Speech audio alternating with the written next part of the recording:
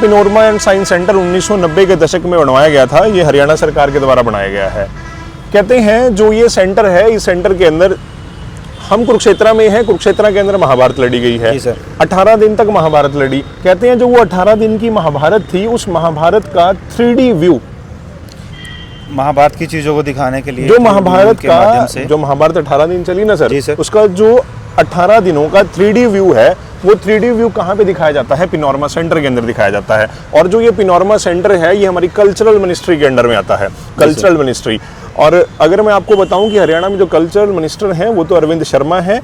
और जो ये आप देख रहे हो एक बेलनाकार शेप है और 34 फीट की इसकी हाइट है। इसकी जो हाइट है वो 34 फीट इसकी जो हाइट है वो 34 फीट के करीब है। और कहते हैं इसके अंदर पूरी की 34 फीट की हाइट पे चित्रकारी भी करी गई है।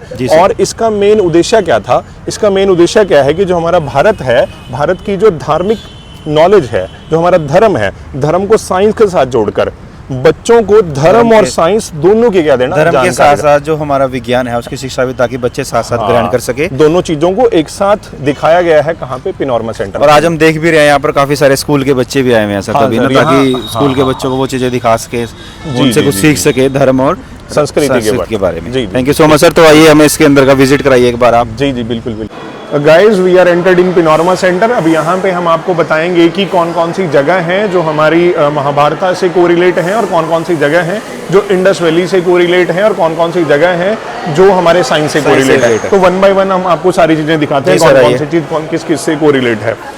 अब जैसे कि आप यहाँ पे अगर आके देखोगे, मैं अपने वीडियो वाले दोस्त को बताऊंगा कि एक बार प्लीज यहाँ पे दिखाएं। जैसे यहाँ पे लिखा गया है लास्ट में हड़प्पा कालीन मृद भांड, और एक यहाँ पे लिखा गया है हड़प्पा कालीन वजन व मापन की युक्तियां। आप सबको पता होगा कि हमारे भारत में एक सिविलाइजेशन हुई है। भारत को जो सिविलाइजेशन एरा भी बोला जाता है कि यहाँ पे जो सिंधु घाटी की सभ्यता थी, सिंधु घाटी सभ्यता में सबसे पहले जो शहर खोजा गया था वो हड़प्पा खोजा गया था। जी सर। और उसी हड़प्पा शहर में से कुछ एक जो चीजें मिली थी, वही चीजें यहाँ पे रखी गई हैं। जैसे मैं आप बोलूँ, ये जो सारी की सारी चीजें आप लोग देख रहे हो, ये सारे के सारे जो पॉइंट्स हैं, सारी की सारी जो चीजें हैं, ये सारी इंडस वैली सिविलाइजेशन के टाइम पीरियड की है, मतलब हड़प्पा के टाइम पीरियड। ये सर कहीं ना कहीं हमारे में जो पढ़ते हैं जब एनसीईआरटी वगैरह में, जब अंदर ये सारी चीजें, जब भी आप इतिहास को पढ़ना स्टार्ट करोगे, इतिहास का जो सबसे पहला चैप्टर है वो एशियंट चैप्टर है। और एशियंट में जो सबसे पहले ही पढ़ा जाता है वो हड़प्पा सिविलाइजेशन का चैप्टर ही पढ़ा जाता है। तो जितनी भी ये चीजें पढ़ी हैं बेटा, आपको ये जो चीजें पढ़ी हैं ये आज से 4500 साल पुरानी हैं। 5000 साल पुरानी चीजें आप लोग अपने यहाँ पे देख रहे हो। जो आर्किटेक्चर, जो चीजें आप आज देखते हो, ये चीजें 4500 साल पहले भी एग्जिस्ट करती थी, क्योंकि जो सिविलाइजेशन का टाइम पीरियड है वो 2500 BC का है। ये पिनोरमा सेंटर के अंदर ही हमें बहुत खास चीज देखने को मिली है कि भारत में सबसे पहले जो सर्जरी है वो किसके द्वारा की गई थी सर, एक बार बताएंगे हमें। हम जब भारत का इतिहास पढ़ते हैं, एशियन टाइम पीरियड को जब पढ़ेंगे, तो आप लोग देखोगे हमारे भारत में बहुत सारे वैद हैं। जो हमारे बहुत सारे वैद थे, इसमें आप चरक का नाम भी सुनोगे, धन्वंतरी का नाम भी सुनोगे और सुश्रुता का नाम भी सुनोगे। अभी मैं जैसे सुश्रुता, वो हमारे आयुर्वेद के वैद हुए जिन्होंने हमारे भारत में सबसे पहले प्लास्टिक सर्जरी करी थी।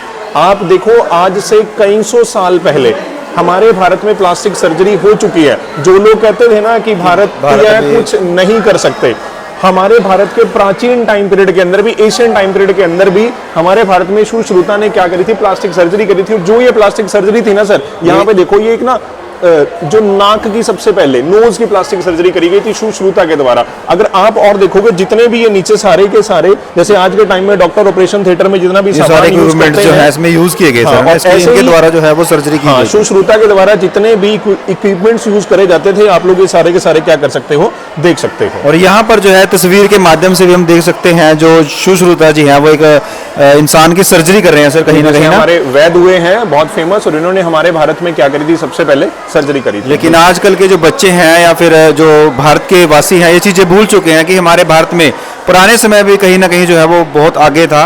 ये सारी चीजें हम जो है कुरुक्षेत्र में आगे देख सकते हैं। Thank you so much.